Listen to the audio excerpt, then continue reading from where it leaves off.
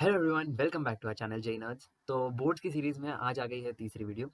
पहले हमने तुमसे बात की थी कि किस सब्जेक्ट में क्या पढ़ना है, कहाँ से पढ़ना है, और आज हम बात करेंगे कि एग्ज़ाम को कैसे अटेम्प्ट करना है, कैसे एग्ज़ाम के अंदर आंसर्स लिखने हैं, जिससे तुम लोग थोड़े थोड़े ब्राउनी पॉइंट्स और गेन कर सको। Without any further ado, let's start with the video.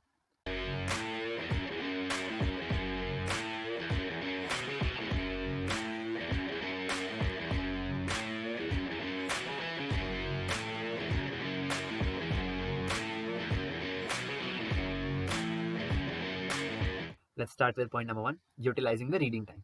तो as the name suggest, reading time में हमें कुछ भी आंसर शीट पे लिखना अलाउड नहीं होता, तो हम इंग्लिश के पेपर में इसका बहुत बेस्ट यूज़ करेंगे। तो इंग्लिश के पेपर में हमारे पास एक रीडिंग सेक्शन होता है, तो जो रीडिंग टाइम का 15 मिनट है उसमें हम लोग रीडिंग पैसेज को रीड करेंगे। तो इस हिसाब से इंग्लिश का पेपर हमारे लिए 3 घंटे नहीं, 3 घंटे 15 मिनट का हो गया।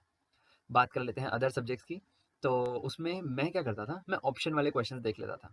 जैसे ऑप्शन आई है कि ए पार्ट करो या बी पार्ट करो या 5 में से कोई 4 क्वेश्चंस करो, तो मैं उन क्वेश्चंस को एनालाइज कर लेता था कि किस पार्ट में या किन 4 क्वेश्चन 5 क्वेश्चन में मैं मैक्सिमम मार्क्स गेन कर सकता हूँ, ताकि जब मैं पेपर में उस क्वेश्चन पे आऊँ तो मेरा मोमेंटम वेस्ट ना हो ये चूज करने में। तो प्रॉपर डिमार्केशन ऑफ क्वेश्चंस की बात कर लेते हैं। इसमें हम लोग क्या करेंगे कि एग्जामिनर को क्लियरली पता चलना चाहिए कि एक क्वेश्चन स्टार्ट हुआ, क्वेश्चन खत्म हुआ और ये कौन से क्वेश्चन का आंसर है। तो क्लियरली क्वेश्चन नंबर मेंशन करो, आंसर लिखो और आंसर के बाद आइदर लीव 2 लाइन्स और make a line with a pencil. 2 लाइनें पहले छोड़ दो, टाइम बचेगा तो हम एंड में पेंसिल से भी बना देंगे। हमें पेंसिल से बनाने के चक्कर में आंसर ना लिख पाने का टाइम वेस्ट नहीं करना, ठीक है। पॉइंट नंबर 3 की तरफ चलते हैं। Don't make stories. बोर्ड्स में बहुत बच्चे हैं जो आंसर्स में कहानियां बना रहे होते हैं। Examiners do not have time to read your answers, so try to stay to the point so that examiner does not miss out on any point.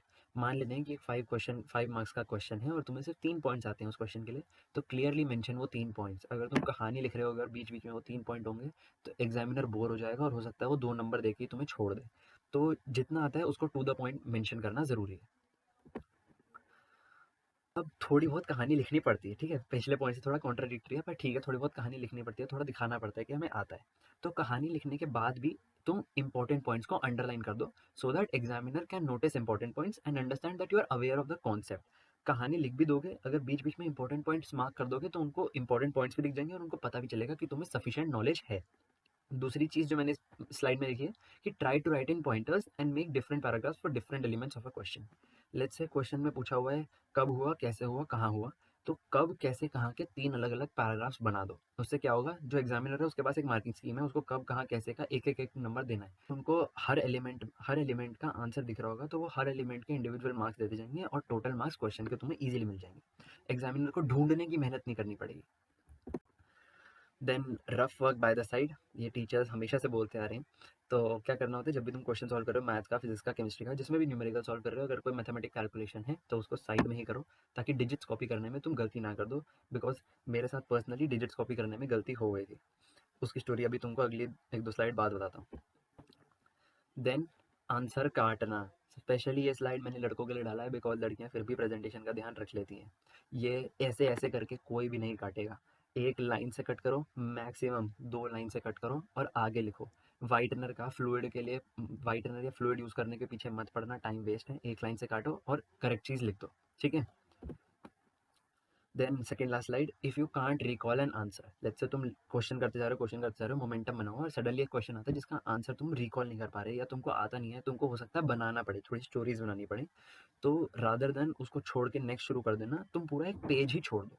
इससे क्या होगा, जब तुम अपनी आंसर शीट रिव्यू कर रहे होगे तो तुम्हें एक खाली पेज दिख जाएगा और तुम उस समय वो आंसर लिख सकते हो।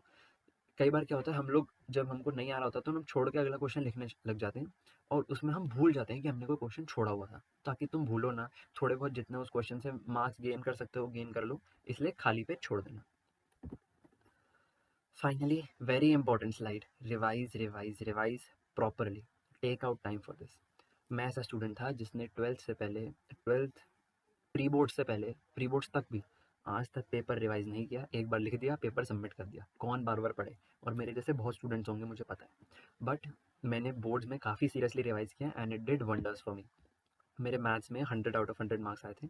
And I am not bragging, मैं तुम्हें बस एक ये चीज़ समझाना चाह रहा हूँ कि अगर मैंने उस समय रिवाइज़ नहीं किया होता तो I could have been stuck at 98 99, but मैंने रिवाइज़ कर लिया। एक बहुत बेसिक सी कैलकुलेशन मिस्टेक हो रखी थी जिस वजह से पूरा आंसर गलत हो जाता, उसको मैंने रिवाइज़ कर लिया, उसको ठीक कर लिया। वही कैलकुलेशन मिस्टेक जो मैं तुम्हें पहले बता रहा था कॉपी करने में, तो वो कैलकुलेशन मिस्टेक ठीक की, पूरा आंसर फिर से लिख दिया एंड 100 मार्क्स आ गए। तो रिवाइज़ करने के लिए टाइम निकालो। अगर तुम्हें लगता है कि टाइम कम बचा है तो जिन क्वेश्चंस के तुमने न्यूमेरिकल करे हुए हैं वो रिवाइज़ कर लो, क्योंकि थ्योरी में तो हम फिर भी ध्यान से लिख देते हैं लेकिन न्यूमेरिकल्स में कैलकुलेशन मिस्टेक हो जाती है।